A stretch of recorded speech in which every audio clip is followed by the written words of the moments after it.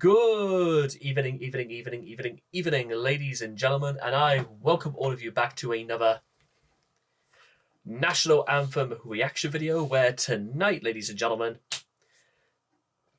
we travel back to Southeast Asia, and we don't travel particularly very far from India, which is one of our stopgaps about 2 weeks ago, because now we head into Nepal, and it has one of the most unique flags of all time. It's basically two triangles laid on top of each other with a smaller diagram of two triangles laid on top of each other with symbols corresponding on the flags. Now, I would love to know, as probably as much as you do, about what brought about the design. What was the inspiration for the flag of Nepal? But once we get to that, there are some other things we need to take a look at as well. First of all, you can see its capital city being Kathmandu here, and it runs parallel between Tibet, India, and Bangladesh. You can also work out that being that Nepal is quite north as far as India is concerned, the majority of this nation is comprised entirely by the Himalayas. And see that little triangle right there, ladies and gentlemen? Mount Everest, the biggest mountain in the world, right here. So if you were ever considering being on top of the world, ladies and gentlemen, this is where you go. And, well, you could almost see for yourself. And I'm not entirely sure if this technically is Mount Everest, but you've got to wonder as well that it can't be too far away, and what it must even be like for the locals as well to live in the shadow of the biggest mountain in the world, because there must be hundreds of thousands of explorers and people who've come to Nepal all over the years in hopes of scaling this mountain. Some very few actually do make it, and one thing's for sure is that you'll almost certainly hear about it. And I love this thing that they've done in the Telegraph here, the return of the Mountain Kingdom. And mountain is certainly right. The clouds don't look too far away from this hillside, what looks like a series of large, or might be a series of farmland. And there's an entire valley just absolutely like a rug of forest just covers it from head to foot.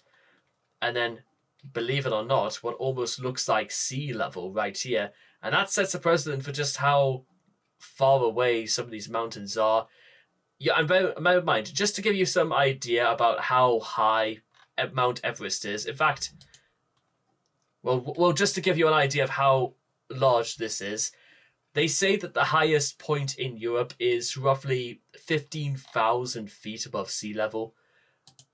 I think when we're talking about Mount Everest, it's something closer to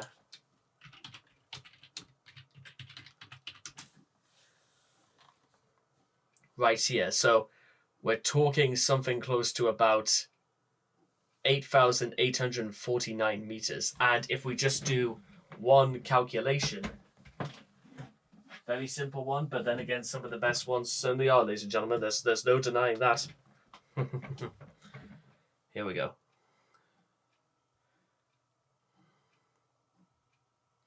8,849 meters in feet.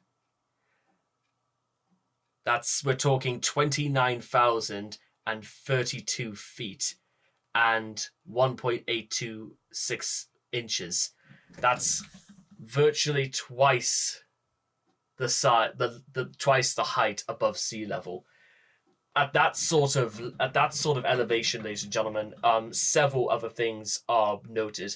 It's also it's no mistake, ladies and gentlemen, that they quote this as being Holy Mother, and Holy Mother is absolutely right, because roughly at about 20,000 feet above sea level, the oxygen in the air becomes so thin that you feel as though you're slowly choking to death.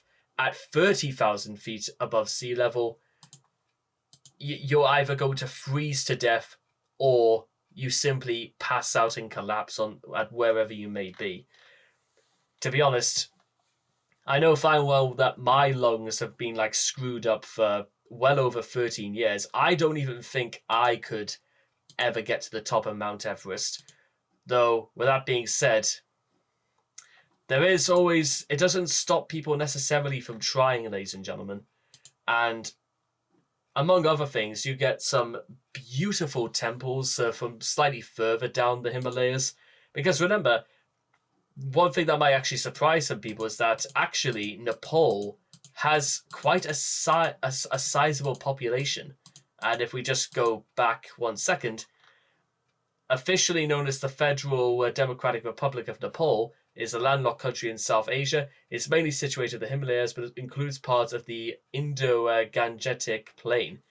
And it has a population of over 30 million people, which, again, for a country that is, again, relatively quite small and mostly consisting of the Himalayas, that's actually quite impressive. So you would imagine things like the Royal Barada or Nepal Ganges has got to be quite densely populated. Because again, you're talking 30 million people across not necessarily a wide stretch of land. I don't necessarily know in terms of like land area how much this is, but maybe we could find out a little bit.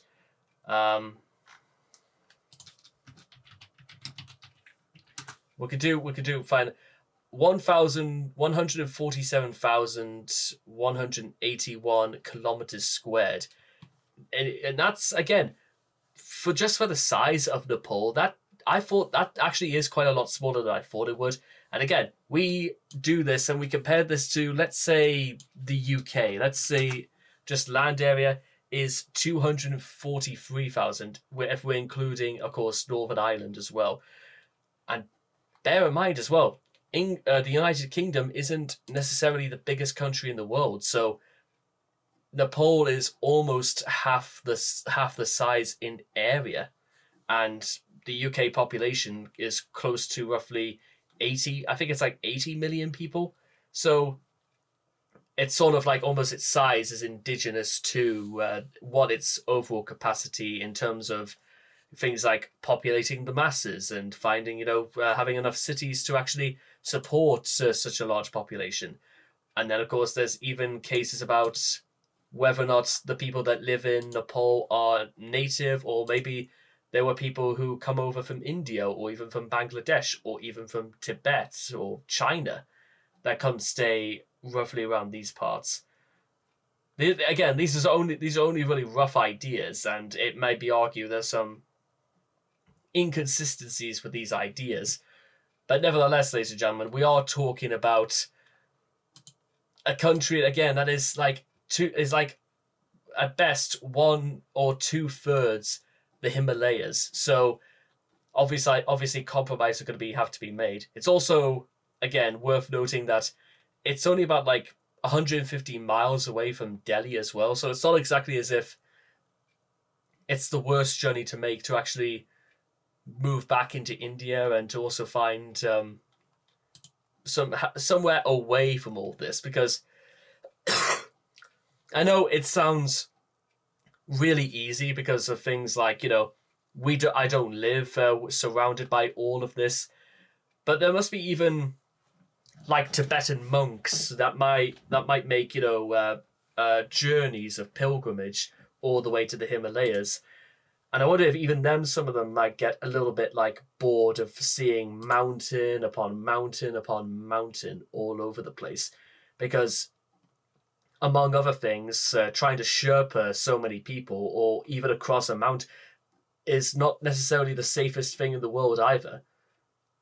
But again, for all I know, that might not be true either. That just might come down to how they go about it, and if there are ways they've made it safer. But again, that's down to them. It's really not got much else to do with me. And with most of that being said out the way, it is time once again to check out.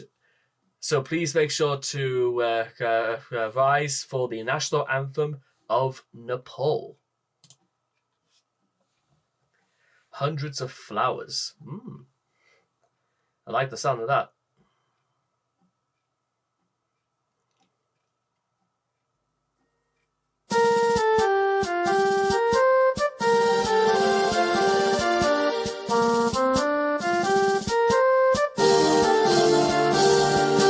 Sayaun Thunga Phulka हामी एउटै माला नेपाली सार्वभौम भई फैलिएका Mechi Mahakali Sayaun Thunga Phulka हामी एउटै माला नेपाली सार्वभौम भई फैलिएका मेची महाकाली प्रकृतिका कोटि कोटि सम्पदाको आचल वीरहरूका राजधानी स्वतन्त्र अचल ज्ञान भूमि शान्ति भूमि तराई पहाड हिमाल अखण्ड यो प्यारो हाम्रो मातृभूमि नेपाल बहुल जाति भाषा धर्म संस्कृति छन् विशाल अग्रगामी राष्ट्र हाम्रो जय जय Nepal. What can I say, ladies and gentlemen?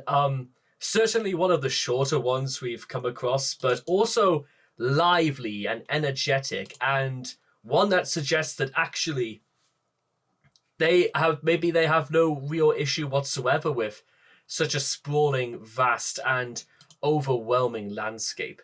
Maybe this is just their bread and butter, and actually, I'm kind of happy for that. It just sort of it illustrates, more importantly, that maybe that it's their way, and their way is their way, and there's no way we could say no to that. So anyway, I hope all of you guys have enjoyed this reaction video to the Nepalian national anthem called Hundreds of Flowers. Please make sure to leave all your thoughts and comments in the comment section down below. Let me know what you guys felt of Hundreds of Flowers for yourselves. And I cannot wait to talk to you guys again in the next video. Take care, and bye-bye for now.